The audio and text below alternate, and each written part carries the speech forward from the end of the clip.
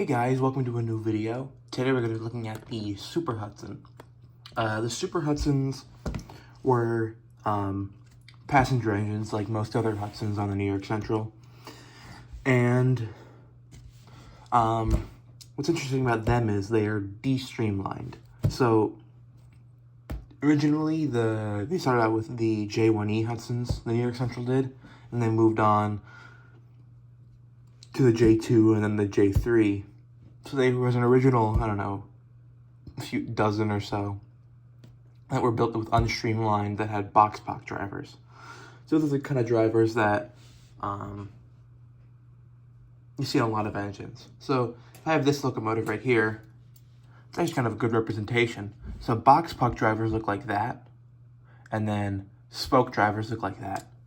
So something really interesting about the Super Hudsons is they were de-streamlined the 20th Century Limited. So the 20th Century Limited was New York Central's flagship passenger train. And if you've seen the gray streamlined Hudson that has, if you look at if I use this as an example, it's a light gray that has a dark gray going through the middle and blue stripes. These were originally from that train. They were de-streamlined and modernized in the 1950s to be a bit more efficient. So these were used in tandem with the New York Central Niagaras, which were their very late 484 locomotives. And these Hudsons were very late. So a lot of the videos that I have seen when I was looking at my locomotives in 1956 in Ohio and Illinois, they had a lot of J3s with PT tenders that were de-streamlined. This is the PT tender. I don't know why it's called PT tender, but that's what they are called, I think. But locomotive is, this paint job is not super great. Haven't got to repaint it yet, but you can see how they have the box drivers, which you could see they're very interesting, very Art Deco 1930s look. And these were de-streamlined, I believe, either in the late 40s or early 50s after the war, and they're very nice looking locomotives. I have some of the J1E Hudsons, which were the original Hudsons, and that I think was the first scale Lionel locomotive, or it was the first scale Lionel locomotive was based off of the J1E 5344, but they were like 760E. The Lionel ones were, and I don't really know much about Lionel. I'm more of an HO guy. But this particular model is made by West Side Model Company, and this is a Craftsman Series locomotive. So these locomotives, I think this one was like 1980 or 1979, but these were made by Microcast Mizuno. And if you are in the market for a Hudson, you find a Microcast Mizuno Hudson, they are beautiful.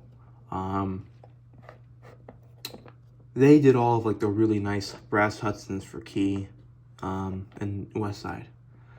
And if you were to get a brass Hudson, I would get this one, because probably the best one to get is the J1E, because the price to performance ratio is very, very good. They come with a can motor if you can get one painted.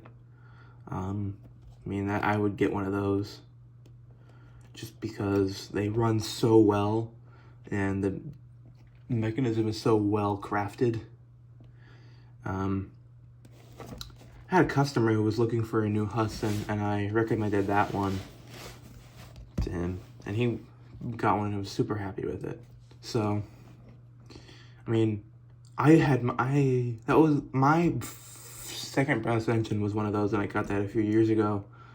And when I got it, it had no wheel wear on it, and now it has worn down to the brass. That's how much I use it.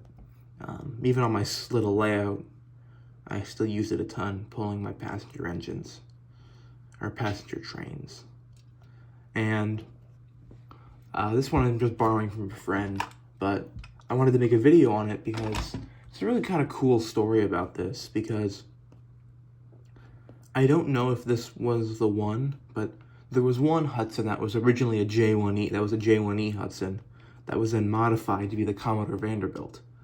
The Commodore Vanderbilt was the streamlined Hudson that was built in the 1930s.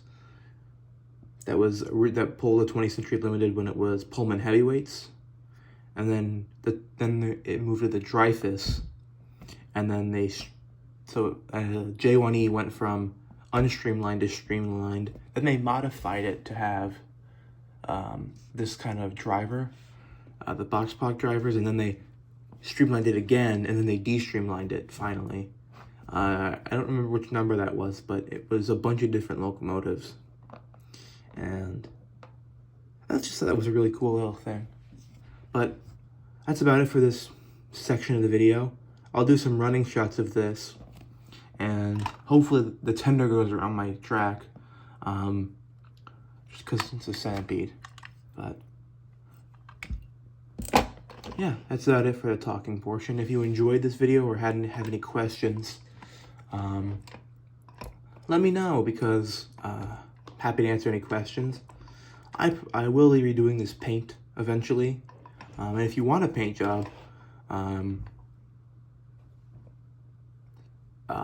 done, just let me know in the comments, and then I can, my next video, add a contact, so you guys can talk if you want a paint job done.